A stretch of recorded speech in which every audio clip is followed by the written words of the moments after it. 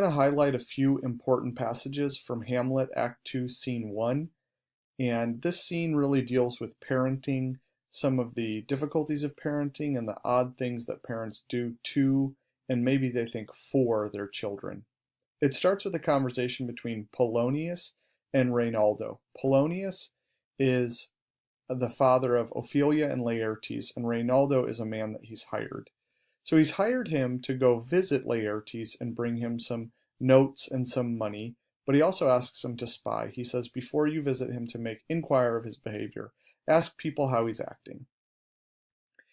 And Polonius says to say that you know me, you know his father, and impart him, but, you may say, not well. So you don't know Laertes all that well. Tell people you kind of know him, you know me.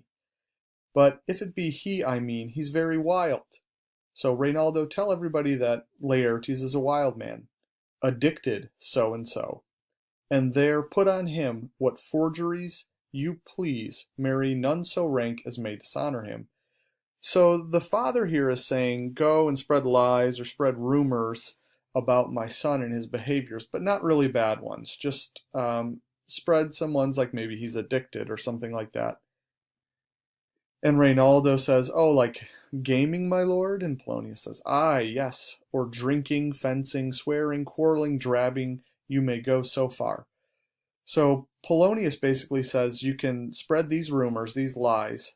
These are not off limits for you. He's involved in wasteful gambling, excessive drinking, frivolous fighting, foul language, and visiting prostitutes. Reynaldo is a little surprised at this. He says, my lord, that would dishonor him.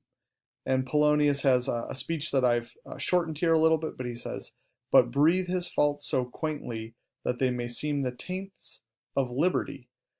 So Polonius says, yes, I want you to spread these rumors, spread these lies, but don't go overboard. Just make him seem like a boy who is acting a little wild in his first taste of freedom. Polonius continues, you, laying these slight sullies on my son, as 'twere a thing a little soiled in the working, mark you, your party in converse, him you would sound, having ever seen in the predominant crimes the youth you breathe of guilty, be assured, he closes with you in this consequence, good sir, or so, or friend, or gentleman, according to the phrase or the addition of the man and country. So what's going on here is Polonius said you're going to lay slight sullies, so slight dirty things, or slight rumors, slight lies on my son, as it were a thing a little soiled in the working. So you're just kind of putting a little dirt on him. And then it says, mark you your party in converse. And it says that he's going to close with you. So the person that you're talking to will disclose the information. He will show you what you need to know. When you spread these rumors, say little bad things about Laertes, watch how the people react. What do the reactions tell you? Do they confirm or do they deny? So if you say, oh, you know, Laertes, he's such a wild man, I heard that he gambles a lot, then watch them, and if they seem to nod and agree with this, then you'll know, yeah, he's gambling. So you can run through and just go through the checklist, see all the things that he's doing, and report back to me. So here we have a parent who's spying on his son. Not only is he spying, but he's intentionally spreading rumors to sully his son, to dirty his son, to make him have a bad reputation. And the whole point of this is that Polonius wants to know the truth. We've seen this idea of being uncertain of the truth throughout the play from the very first scene. And here is a parent wanting to know the truth about his child and actually using lies, spreading rumors to find the truth. And this is how he justifies it. See you now? Your bait of falsehood takes this carp of truth. And thus we do of wisdom and of reach, with windlasses and with essays of bias, by indirections find directions out. So he's saying, with a fishing metaphor, he says, your bait of falsehood your little worm of a rumor, of a lie, takes this carp of truth. You'll catch the fish of truth with the bait or worm of a lie. And we'll be wise from that. We'll understand, we'll get wisdom from this. And the essays there is trials or attempts. So with essays of bias, so by putting out a little bias of there and attempting to find the truth with a little bit of bias, we'll end up getting to it. So by indirections, by lies, we will find directions out. So on the surface of the language, it's really easy to see this metaphor of fishing for the truth, but there's also a bit of a paradox. And that paradox is that you have to use lies to find the truth. Maybe I shouldn't say you have to, but sometimes people do use lies to find the truth. But Polonius says, don't leave your knowledge of Laertes up to just this test. He says, observe his inclination in yourself.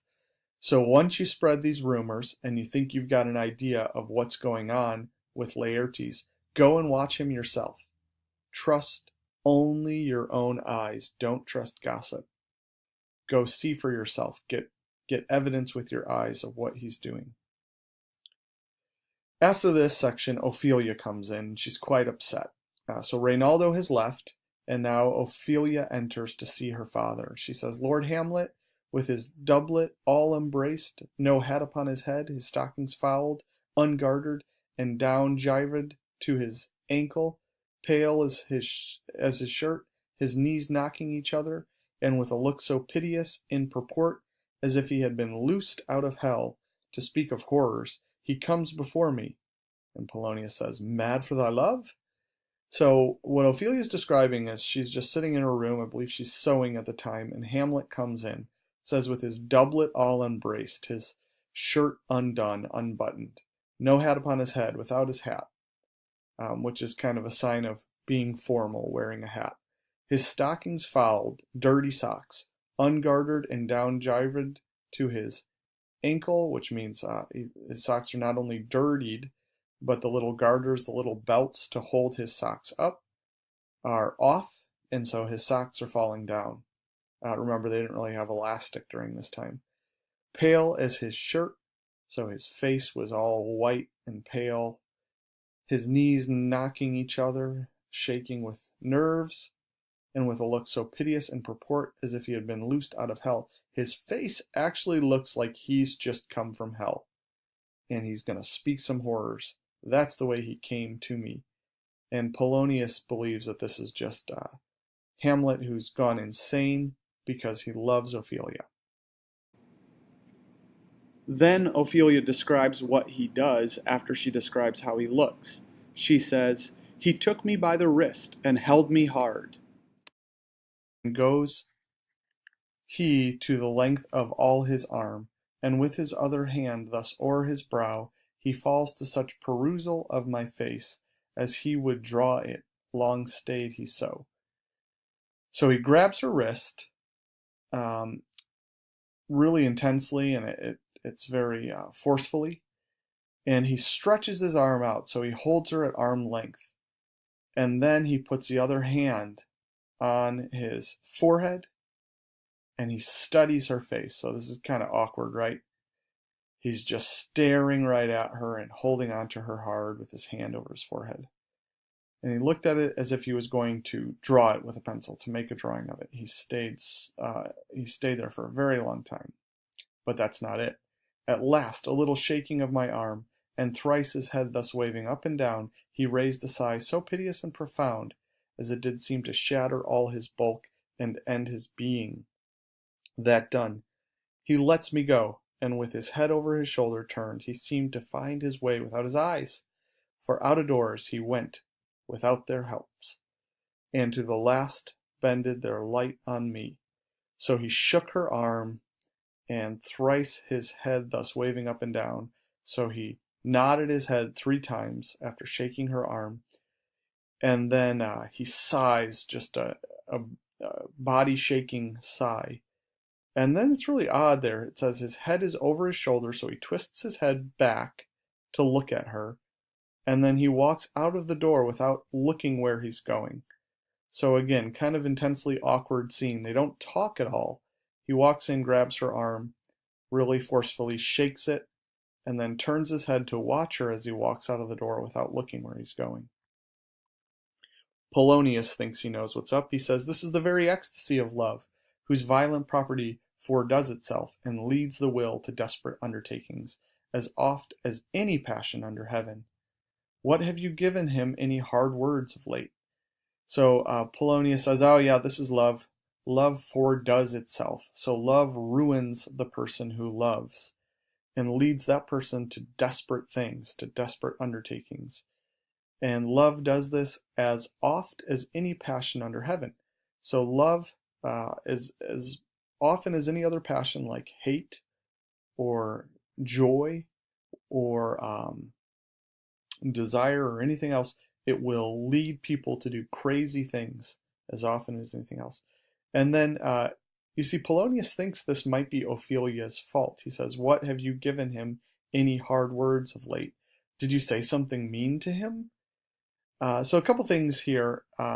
First of all, this whole thing is asking, can you trust your emotions? Are they true? Because love often leads people to do things that are not good for them. If you feel it, should you act?